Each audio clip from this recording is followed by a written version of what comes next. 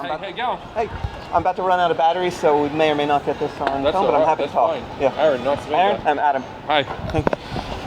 So, how do you feel about the subject? So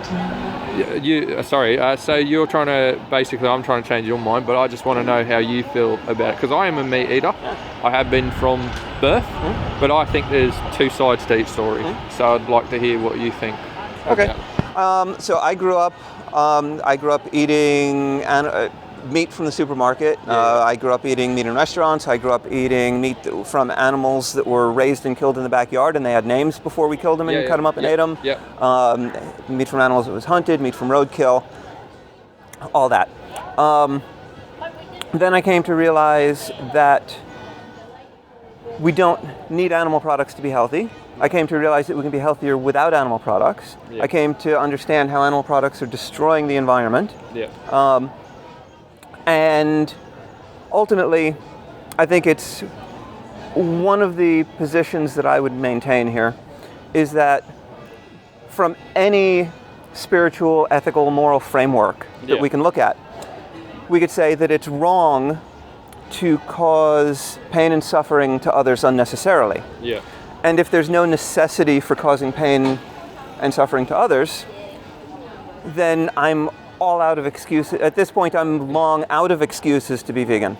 That's where I'm coming at it from.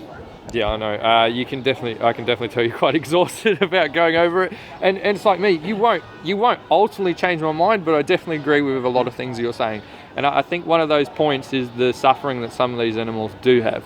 Now, even as a meat eater, that upsets me, and that's why I won't actually, unless I know the supply chain as such, I'll pay a little bit more to know that they've lived a bit better life than what they would have. In saying that, if there was something that was a substitute and meat product on the market, and I know they've got Rebel stuff now and all that sort of stuff, I've never tried it, and I don't really want to, because it's such a hard thing to sort of let go, because addiction, any type of addiction is, and you would know that from being eating meat all your life.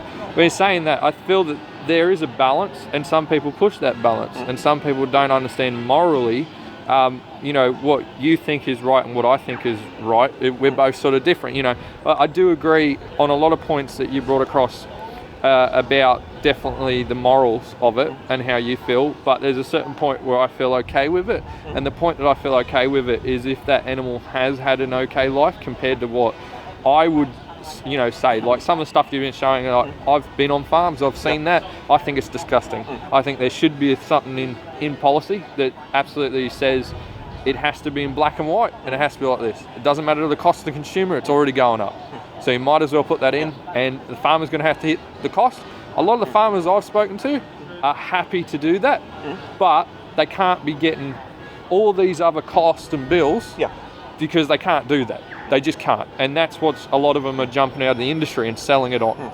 So, but yeah, for me, the meat that I eat, I know that that's been looked after, and for me, that's basically why I'll still continue to consume it. Now, if I wanted to stop consuming it, all you'd have to do is basically go, show me that sort of stuff and show me that they're putting their prices up and that animal's not being looked after, and that's when I'll step back and go, that's not good enough, because it's just not.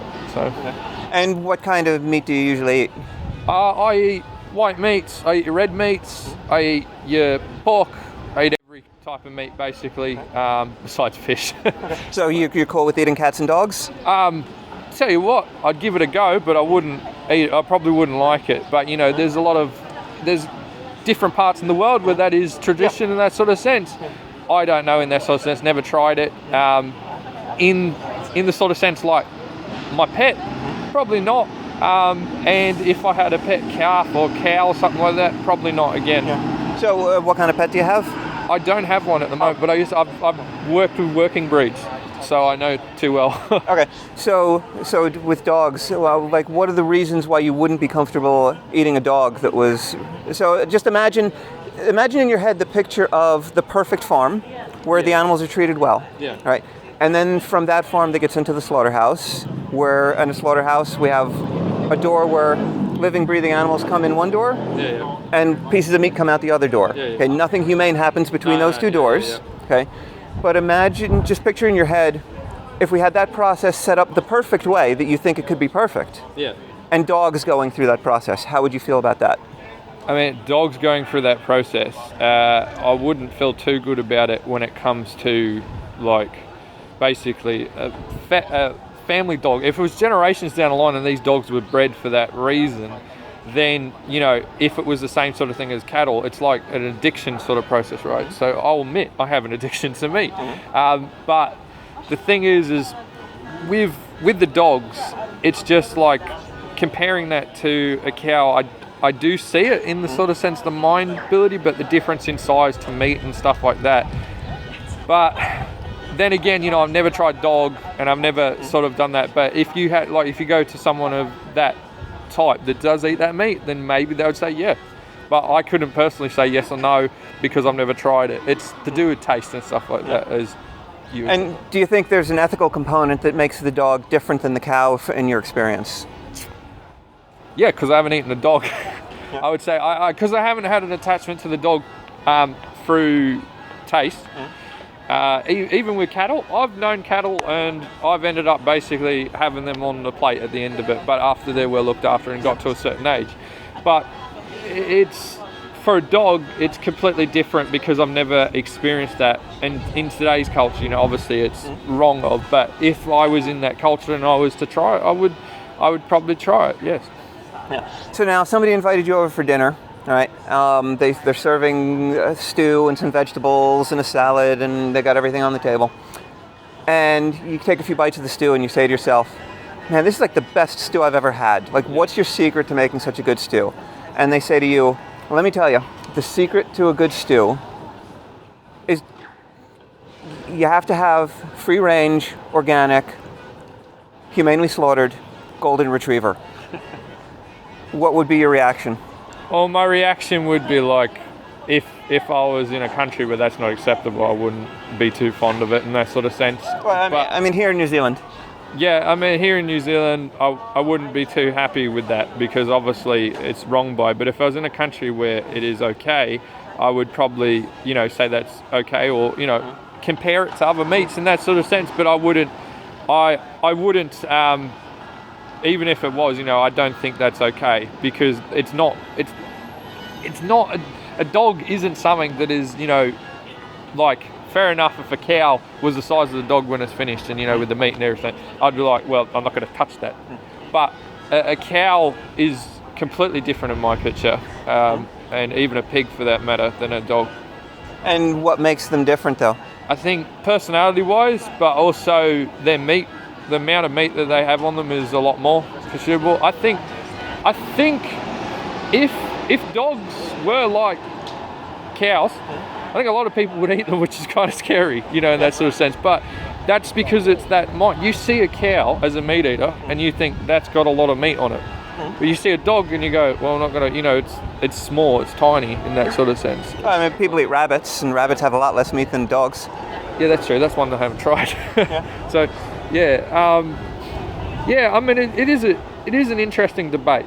But I guess a lot of people would be definitely the moral side of things towards, you know, it's a pet, it runs around, it wags its tail. So does a cow, to be honest. You know, but and the average pig is smarter than the average dog. I'm not sure if you know about that. Yeah, they are, especially piglets and stuff like that. They are very smart for them. But it's obviously a lot of people, as I said, there's a lot of money in the industry as well. So it's all about basically, you know, we'll get away with this in that sort of sense in their time frame, which you guys are sort of stopping, and that's good because there are some nasty ones, and I don't like having crap meat, you know. Now, if we understand, we can understand that a dog is a living, breathing animal. It has a capacity to feel pain and suffering, right? Yeah. And that's why the dog has moral value, and we would have moral reservations about eating the dog, right? Well, I definitely would say that cattle, any type of cattle, has that suffering. Any animal has that suffering, but you know, there's no fit like for the dog. Again, there's no fit for purpose there, and that's why there's a fit for purpose with meat. You know, it's so for someone who's a meat eater, we go, yeah, we might ignore a little bit of that, and they'll try, like the guy before that was on me, he was trying to argue basically, you know, like some of these things are, you know, humane if you're in that sort of position. It's kind of not, But you have to put that aside because you also... Like, So you have to put aside whether or not it's humane? Yes. See, I know that's crazy, isn't it? But it's because there's a certain level that you would find that's humane, and then it's not humane. So it's like, that's what you've been taught in that sort of way.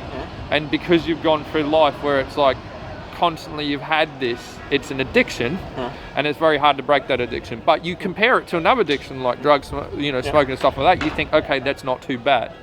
But eventually, as it starts to get, the industry starts to get worse, it gets more packed, you start to get not, like the whole argument was, the beef and stuff like that, it's a culture thing, especially being Australian, chuck one on the barbie, sort of thing.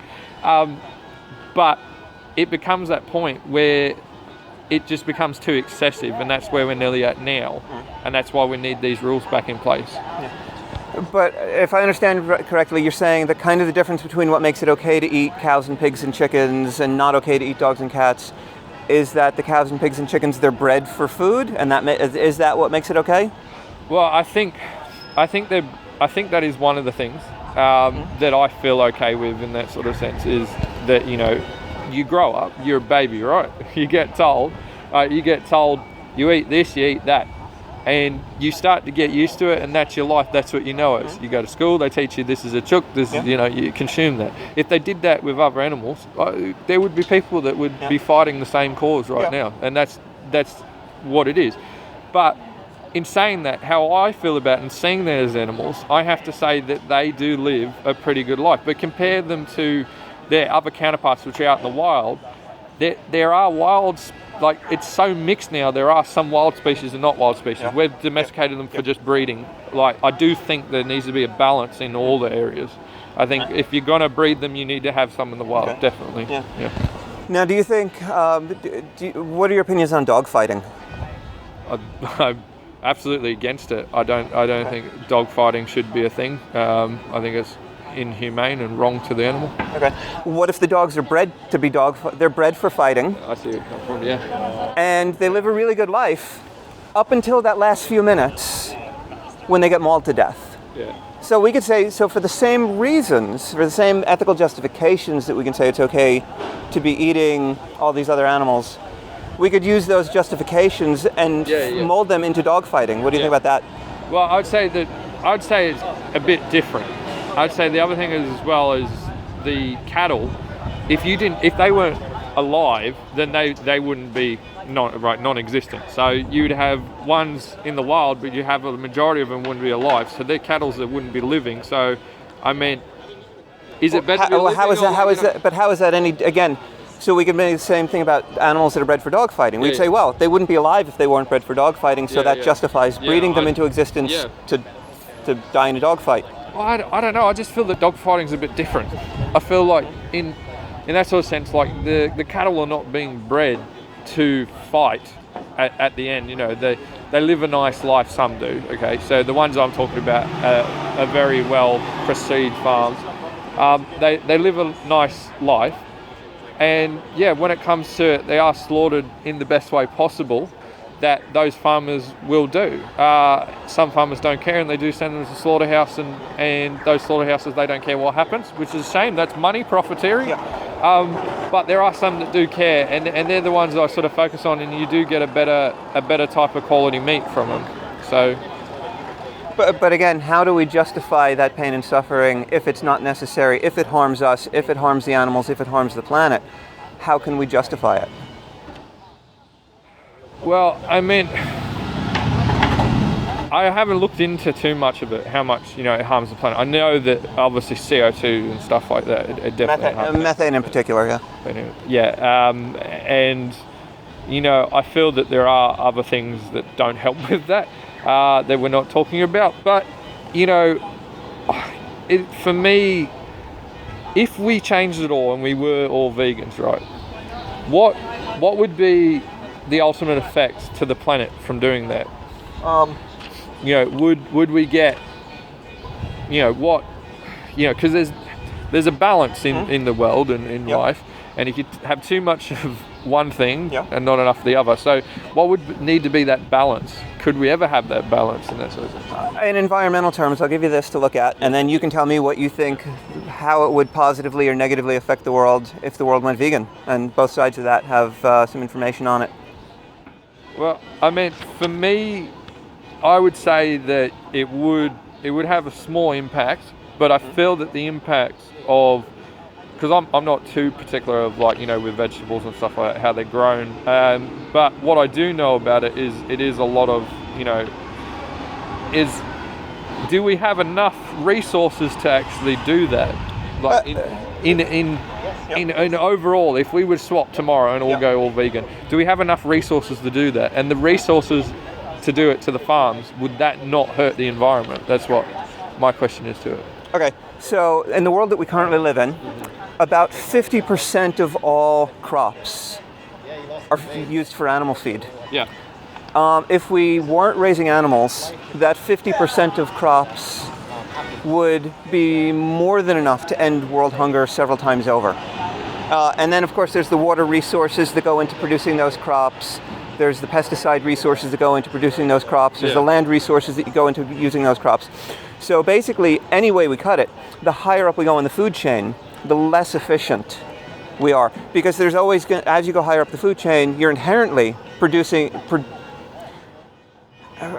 introducing inefficiencies into the system. Yeah, no, well, for me, I do see it. I think that we can't just eat meat all the time. I think there needs to be a balance, and I feel that, I don't think going vegan, the whole thing, just in the sort of sense, I don't feel that that's the sort of way forward. I feel that eventually you could get there, but that's only when obviously it's not profitable. You've got to make something that's profitable. That's all that they care about. Not what I care about, but that's what people care about. But of course it's profitable because you're buying it. Yeah, and if I stop buying it, I stop supporting my neighbour who's a farmer. And so you're stuck in a sort of position where it's like, do you support it? Do you not support it? It's... Now imagine your doctor, imagine your neighbour was an oncologist and he treated kids with cancer. Yeah. Okay. Now, imagine I could wave a magic wand and say, there's no more cancer in the world. Yeah. Now, most people, on balance, we would say this is a good thing. But there'd be a lot of doctors going out of business. There'd be a lot of charities going out of business. That's exactly right. I mean, that's something that people don't think about. And it's a very hard point that, you come across with. And I have to say that that's the balance of life. It's a balance. There needs to be that balance. If it wasn't, then, we would all be over-consuming. That's what it is. So I can see why that, there is that sort of exist. If everything was la-di-da-da perfect, we, as humans, we're terrible. Right. Now, if we talk about the balance, does our consumption of animal products put us more into balance or more out of balance? It's out of balance. Right. And I actually agree with you on that point. I think there needs to be, at least we need to start with younger kids and teach them that there's a balance to it. I don't think it's just all should go vegan in that sort of sense. I feel that it's not... What reasons are there against all going vegan? I mean, the reasons against it is like the old people like me, the Jeremy Clarksons of the world, where it's with the world that are just I grew up with it. It's something that I get enjoyment out of. And to you, it's you hear it as a meat eater, and I understand that, and I respect you as well. But there's a certain point where it drives me out the wall, because it's I get picked on because I'm a meat eater, when that's all I've ever known in that sort of sense. And I've had a bad experience with vegetables and stuff like that when I was a kid. So there's a balance where it needs to be a bit of both. My parents are what influenced me, obviously, to eat that, and that's why I'll never consume meat probably 4 times a week in that sort of sense, if not every night. And so I feel that there needs to be a balance. Just veggies and meat, a little bit of meat in that sort of sense. Now, how do you see that meat is making it a balance rather than pushing it out of balance, though? I mean, it's at the moment it's not. It's just as we do with everything, we overdo it. And there's too much of it in the world, and that's... But even a little bit of meat. So I look at balance, as I say, for me, balance is going to be, I look at a plate and I see grains and beans, fruits and vegetables, Yeah. nuts and seeds. Yeah, yeah. And I don't see how it can get any more balanced than that. So if you put a piece of meat on that plate, I'm going to say you just put that out of balance with the trans fats and the saturated Yeah, fats and the yeah. cholesterol Yeah. and all of the ethical problems that go Yeah. with that, all the environmental resources that go with that. So for me to find balance necessitates excluding all the animal products. Yeah, and see that's from your point. From my view, balance would be a salad with some meat, but not overdoing on the meat. And I feel that's my view from it, and your view from it's different. So that's why that's why. But I'm trying to understand your view. So like I'm trying to understand how does the meat make it balanced? Well, because I feel that if you have too good of a good thing, then it's just like, as that guy said before, it's boring in that sort of sense. And if you've got an addiction to something, you always sort of crave that in that sort of sense. So it might be that you want like a little bit of it in that sort of sense. You want to reward yourself, but to you that would be complete opposite, obviously. So, Well, so like what was your dinner, say, last night? last night that was takeaway. Actually, I had a pizza. So. Okay, so a pizza. What was on the pizza? You're gonna laugh. A meat and meat. Pizza Express. Okay. Yeah. So now that just as easily could have, but you could have picked up the phone and ordered a vegan pizza, though, right? For me, I couldn't because it's to do with I want that taste in that sort of sense, and I can't get that taste out of vegan products. I just can't. Okay, so now I don't know if you heard about it, but probably give or take a year or so ago, Hell Pizza got in a little bit of trouble because they had a hamburger pizza, Yeah, I heard about that. Yeah. and they didn't tell people until the second or third day that they were selling it that it was a vegan hamburger. Yeah. And until they said that, nobody realized No one it. realised exactly because that's if someone had in front of me, like if we had it on the table and you said, "Here's a vegan one, here's a meat one," and you blindfolded me, I'll give it a go. And I've never done that. But if they can get that same result in the sort of sense, then yeah, I'm happy to do that. If it's a natural way, not chemically lab, like a lot of companies now are looking at the chemical side because it's cheaper, but I don't want that. That's the whole reason why I like my meat in that sort of sense. But if you could get the same out of, which I know there's the Rebel burgers and stuff like that, never tried them because I don't know the ins and outs of them. They say that it's But so you're on a whole food diet, or you eat some processed foods? a bit of processed foods, but I mean it's going to be a lot of meat that I eat. So I'm technically you call a meat eater, definitely. So you'll eat some processed foods, but not processed foods that emulate meat. Why is that? I just don't think it's there yet. Without even trying it, just looking at it, it just doesn't look like it's there yet. So you haven't tried it, but you're confident that it's not there yet. Yeah. I just haven't seen one that makes me go, yeah, that looks like meat. It all looks like it's come from a lab. I mean, but it doesn't. Most hamburgers that we buy if you buy a hamburger at a fast food place, it looks like something that came out of a factory. Yeah, I know exactly. That's why I try not to purchase those type of burgers. And same thing with pizzas. I mean, even going back 30 years ago, I read the ingredients in back in the States. What was it? Pizza Hut had their meat lovers pizza, which I was a big fan of back in the old days. And I read the ingredients on it. And this is 30 years ago. Yeah. The meat that they had on their meat lovers pizza was almost vegetarian because it was so much textured soy protein Yeah. and a little bit of meat, a little bit of flavor. Yeah. And the technology's come along, and how many people complain about that? So on the pizza that you got, the meat lovers pizza that you got, do you even know how much of that was meat versus how much of that was soy? And the technology's come a long way. Yeah. But you're saying you haven't tried it, and something about being processed, you have an aversion to it, even though you eat other processed foods. So I'm trying to get my head around that. Yeah, no, that's all good. So that pizza that I know of, there's going to be processed bacon on there and stuff like that, which obviously, but it's a lot better if you compared it to, let's say, a Pizza Hut or a Domino's. That stuff is definitely like, your low bottom tier. So the taste is definitely the big key for me. But if you don't read the ingredients, then you have no idea what it's made with. So there's even a lot. That's why I'm saying. That's why I'm not going into like another place that has a vegan, any sort of vegan meat, because I've got to have that assumption.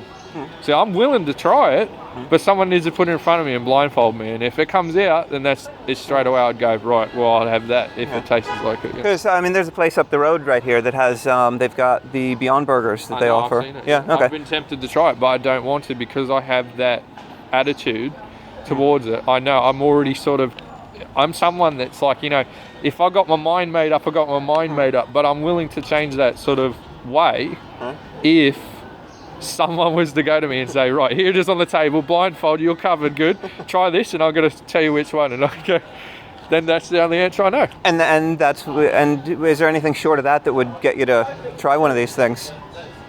Probably not, no.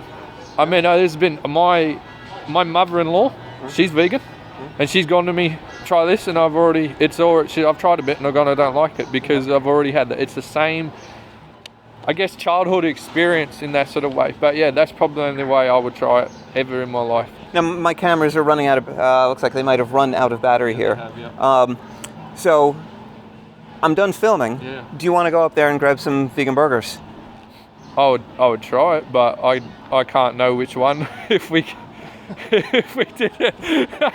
I'd go to the all vegan place, but they have the Beyond Burgers. Those are the burgers that most people say they're indistinguishable from the real thing. And we're not expecting like a prime rib. We're expecting a fast food burger. Yeah, exactly. It wouldn't be like obviously a perfect burger. So it wouldn't be like down the cooked at home perfect sort of burger. I'm willing to give that a go. All right. Yeah. Cool. Why not? Perfect time. Cool.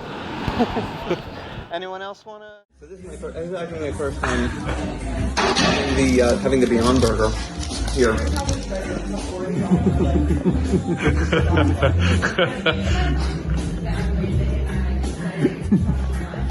Yeah, it definitely does look interesting.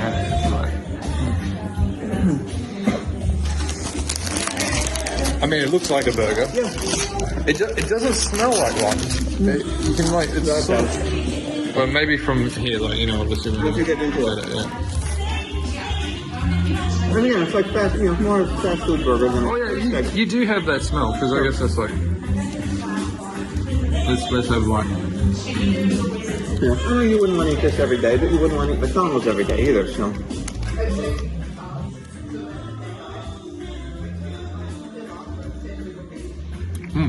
It's close. It's close. I'll give you that. Well, let's put it this way. I'm sure you've had burgers that were worse. I'm sure you've had hamburgers that were worse than this. Yeah, no, I have. It's got a unique taste. It's got a unique taste. You could actually say it's not like you can get like